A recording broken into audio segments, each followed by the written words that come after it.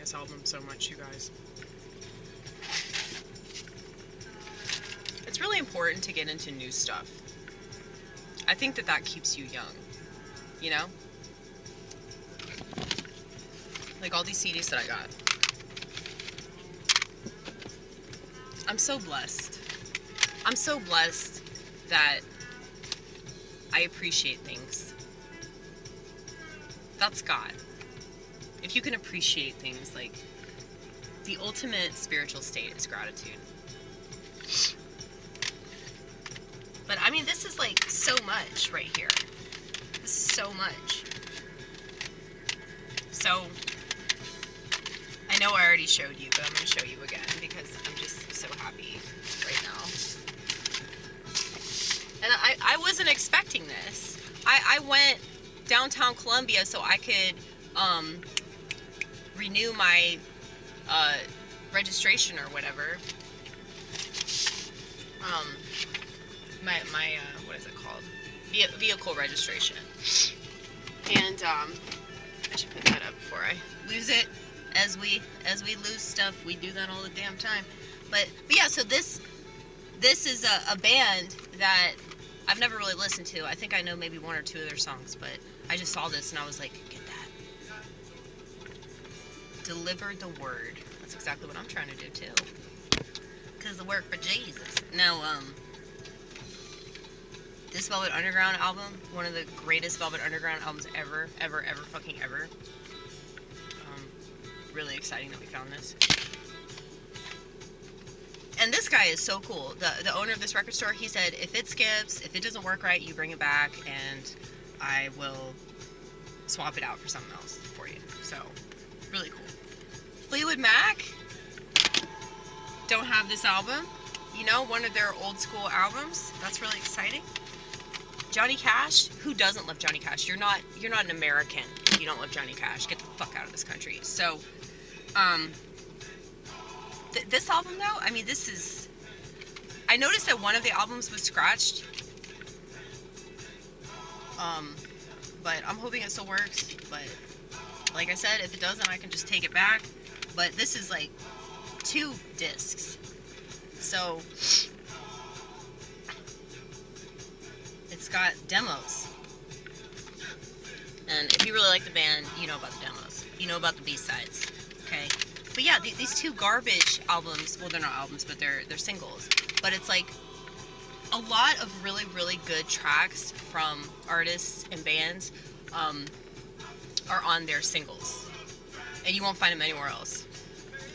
So you really have to be a true fan to understand. But yeah, I'm excited about this too.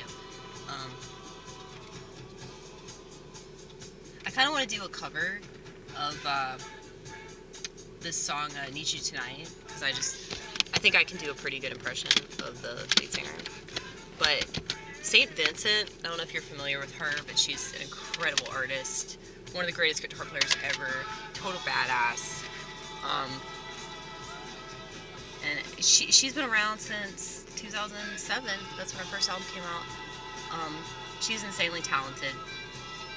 But she did a cover of I Need You Tonight. And she did it with Beck. And it's so good. It's so good. She also did a cover of Never Tear Us Apart as well. It's also very, very good. But she's got an angelic voice. Probably because she used to be Catholic. And she'll stress up and down that she's Reformed, but she just needs to come to the Orthodoxy. No fear-mongering over here. Well, here's the thing. I mentioned this at Cafe Coco.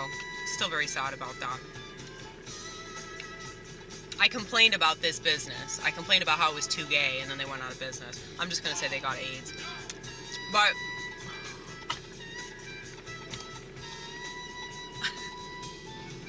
yes, a business got AIDS because there were too many gay people there, so they had to shut down.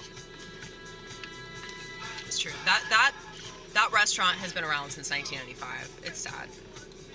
It's really sad. But yeah, that's where I performed a lot.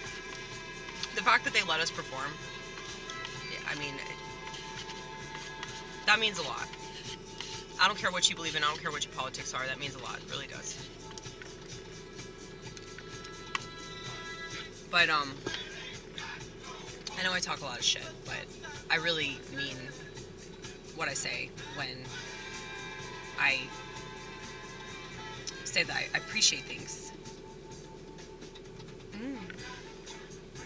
That's the priest that we're singing with tonight, and he just gave me a weird look. He probably doesn't recognize you. Yeah. Probably not. It's okay. I think I weird out a lot of people. They kind of have to be nice to me because that's the right thing to do. But that doesn't mean that I still don't wear them out. It's okay. It's okay.